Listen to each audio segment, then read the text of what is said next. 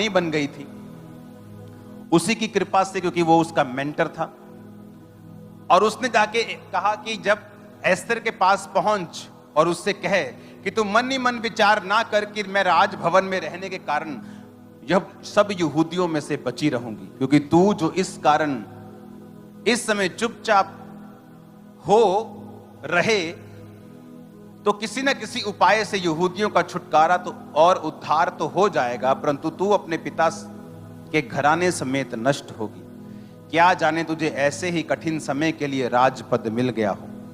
एस्तर ने मुर्दके के पास जाकर कहा, तू जाकर शूशन के सब यहूदियों को इकट्ठा कर, तुम सब मिलकर मेरे निमित्त उपवास करो और 3 दिन रात ना तो कुछ खाओ ना तो कुछ पियो। मैं भी अपनी सहेलियों सहित उसी रीति उपवास करूंगी और ऐसी ही दशा में नियम के विरुद्ध राजा के पास भीतर आऊंगी। यदि नष्ट हो गई तो हो गई।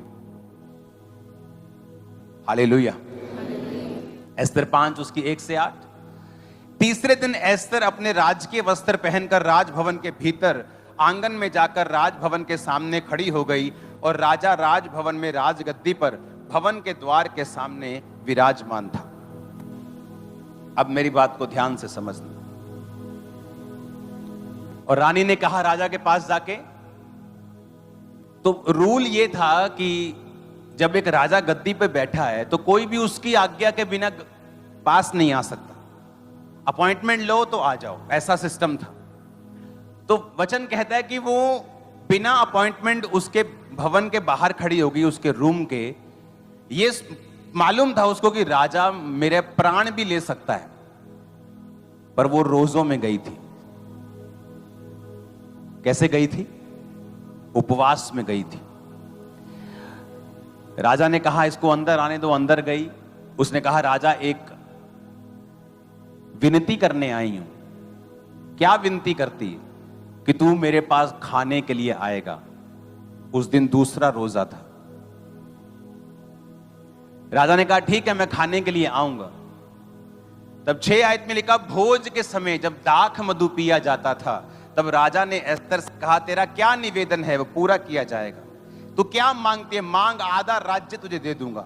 एस्तर ने कहा मेरा निवेदन जो मैं मांगती हूं वह ये है, यदि राजा मुझसे खुश है और मेरा निवेदन सुनना और जो वरदान मैं मांगू वो देना चाहता है तो राजा और हामान कल उस भोज में आए जो मैं उनके लिए रखूंगी।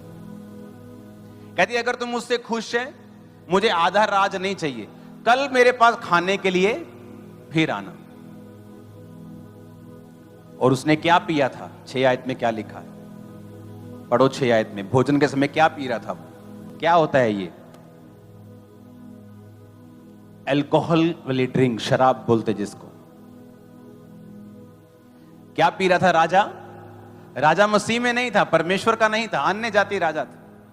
ये रानी मसीह में थी और राजा के किसी खास बंदे ने कपट के साथ ये आज्ञा निकाल दी, क्योंकि वो यहूदियों से नफरत करता था, कि सारे यहूदी एक दिन में मार दिए जाएं। जब मुर्दके को बात मालूम हुई तो उसने रानी से कहा कि तू अंदर जो गई है ना, राजगद्दी के ऊपर बैठी है, शायद परमेश्वर ने तुझे भेजा है, अब आलसी मत होना। मैंने ऐसे क्रिश्चियन लोग देखे हैं जिनको परमेश्वर ने पॉलिटिकली बड़ा बढ़ाया है, लेकिन जब क्रिश्चियन लोगों के लिए खड़े होने का समय होता है वो चुप रहे। परमेश्वर ने गद्दी से उतार दिया उसको। क्रिश्चियन लोगों को गद्दी किसी काम के लिए मिलती है, अपने लोगों के लिए खड़े होने के लिए मिलती है। क्रिश्चियन लोगों का डिमांड राज करना नहीं है, उनकी डिमांड होती कि हम परमेश्वर के काम कर पाएं, हेल्प कर पाएं लोगों की। क्योंकि यीशु ने कहा हमारा राज यहां का नहीं। हालेलुया। वचन कहता है उसने शराब पी, लेकिन 6 बाब में लिखा उस रात राजा को नींद नहीं आई। कभी सुना है ऐसा कि फुल शराब पी है राजा ने और नींद नहीं आ रही? तो शराबी को तो ऐसे होता है कि उसको तो मतलब नाली के किनारे गिर पड़ता है, वो कुत्ते उसका मुंह चाट रहे होते हैं। होता है कि नहीं? देखा है कि नहीं? उसको तो होश नहीं होती। अगर इतनी शराब नहीं पी, उसने ज्यादा पी ली फिर भी, तो सो तो वो जाता ही है, लेकिन बाइबल कहती राजा को उस रात नींद नहीं आई। रीजन क्या था? वो रोजे, वो प्रार्थना जो सारे यहूदी और एस्तर मिलके कर रहे थे।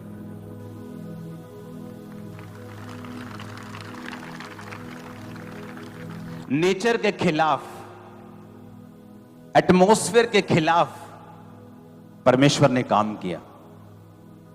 जबकि उस रात वो क्यों लिखा वचन में कि वो दाख मधु पी के गया? इसका रीजन है लिखने का कि वो फर्मेंटेड, वो अल्कोहल वाली ड्रिंक्स पी के गया ताकि ये मालूम हो कि उस रात नींद ना आने का कारण क्या है। ऐसा नहीं लिखा कि कॉफी पी के गया कि भाई साहब कॉफी पी ली नींद नहीं आई, कि चाय ज्यादा पी ली तो कप नींद नहीं आई। लिखा वो शराब पी के, मदिरा पी के, दाख मधु पी के। दाख मधु और दाख रस फर्क है। जहां दाख मधु आया वो स्ट्रॉन्ग ड्रिंक पी के वो गया, लेकिन उस रात नींद नहीं आई। शराब पी के भी नींद नहीं आई। जब नींद नहीं आई उसने कहा ऐसा करो, रिकॉर्ड निकालो। तो बाइबल कहती है, इतिहास की पुस्तक कहता लाई जाए और पढ़ के राजा को सुनाई जाए। तो उसमें लिखा हुआ मिला कि एक बंदा है मोर्दके नाम का, जब तेरे खिलाफ दो बंदे तुझे मारने का प्लान कर रहे थे तो मोर्दके ने उनका प्लान जाहिर कर दिया था और तुझे बचा लिया था। कहता अच्छा इतनी बड़ी बात हो गई।